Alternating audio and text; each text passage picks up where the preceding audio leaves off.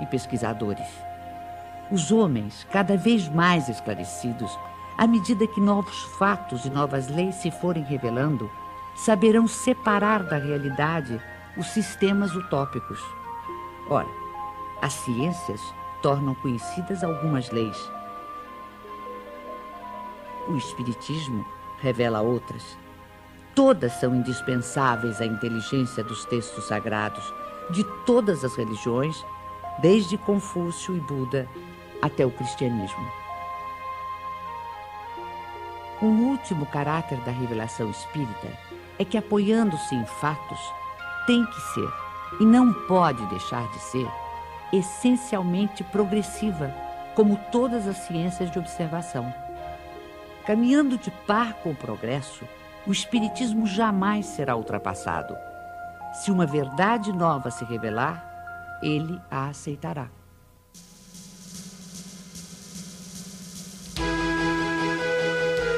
Hoje, mais de 100 anos depois da publicação do Livro dos Espíritos, nenhum dos princípios fundamentais do Espiritismo foi abalado. Todos permanecem intactos. E isso num século em que o mundo sofreu radicais transformações em todos os campos do conhecimento.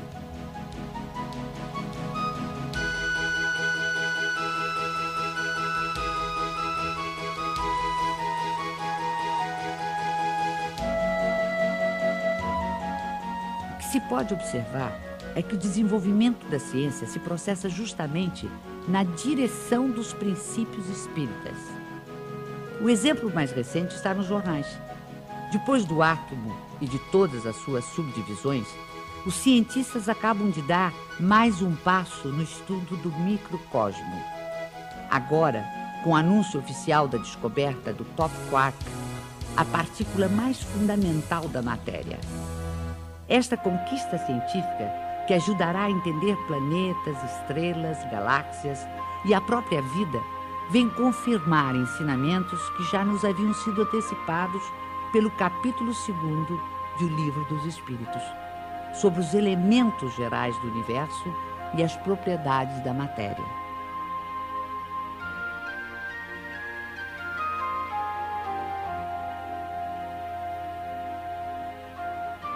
Além do Livro dos Espíritos, outras obras básicas compõem a codificação espírita. O Livro dos Médiuns, o Evangelho segundo o Espiritismo, o Céu e o Inferno e a Gênese desenvolvem, aprofundam e consolidam os princípios do Espiritismo. Todos esses princípios, que resultam dos ensinamentos dos Espíritos, foram sistematizados e codificados por Allan Kardec. Hippolyte Léon Denisard Rival, que mais tarde viria a adotar o pseudônimo de Allan Kardec, nasceu na cidade de Lyon, na França, no dia 3 de outubro de 1804. Com a idade de 10 anos, seus pais o enviaram para estudar em Yverdon, na Suíça, onde se localizavam um dos institutos de ensino mais famosos e respeitados em toda a Europa. Fundado pelo educador suíço Johann Pestalozzi, o instituto era uma espécie de escola modelo, admirada pela aristocracia, altas personalidades políticas, científicas, literárias e filantrópicas. Depois de haver concluído seus estudos em Yverdon, Rival tornou-se conceituado mestre, não só em letras como em ciências. Distinguindo-se também como notável pedagogo, publicou diversos livros didáticos e contribuiu com planos e métodos para a reforma do ensino francês. Esta longa experiência pedagógica habilitou o professor Rival para outra tarefa, a codificação do Espiritismo. Aos 65 anos incompletos, vitimado por um aneurisma, Allan Kardec faleceu em sua casa enquanto trabalhava. 31 de março de 1848.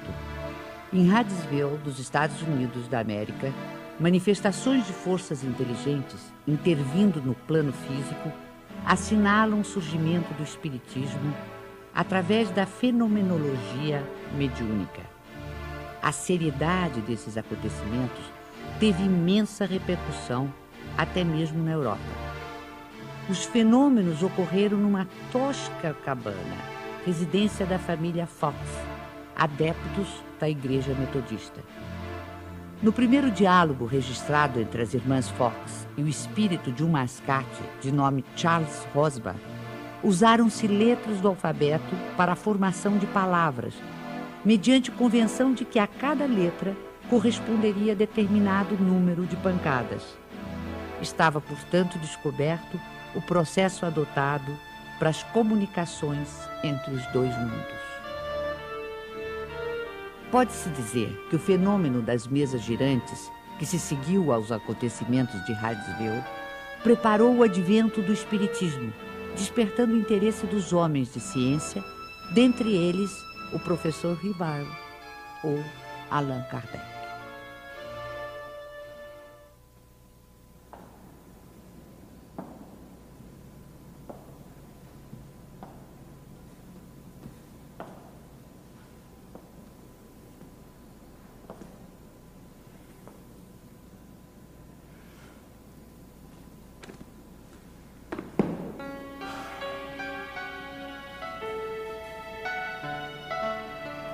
Foi em 1854 que pela primeira vez ouvi falar das mesas girantes.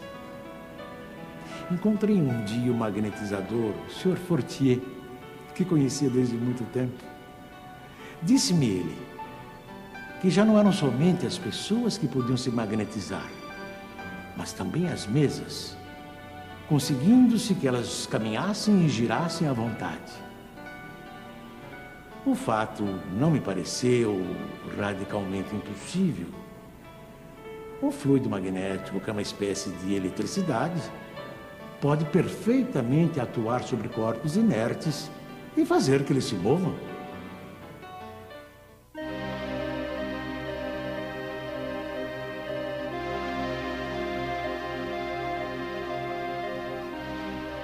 Algum tempo depois, encontrei-me novamente com o Sr. Fortier, que me disse ter um fato muito mais extraordinário.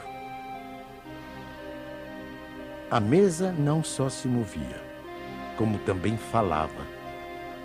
Interrogada, ela respondia através de sinais.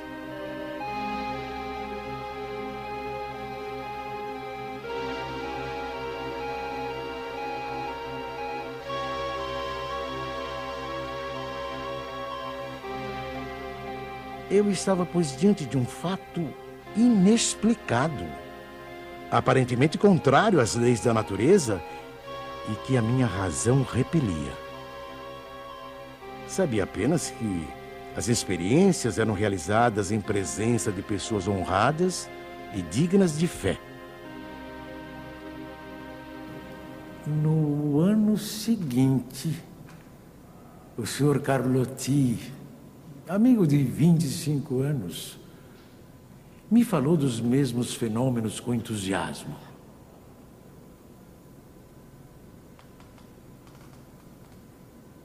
Foi ele o primeiro a me mencionar a intervenção dos espíritos. E me contou tantas coisas surpreendentes que, longe de me convencer, me aumentou as dúvidas.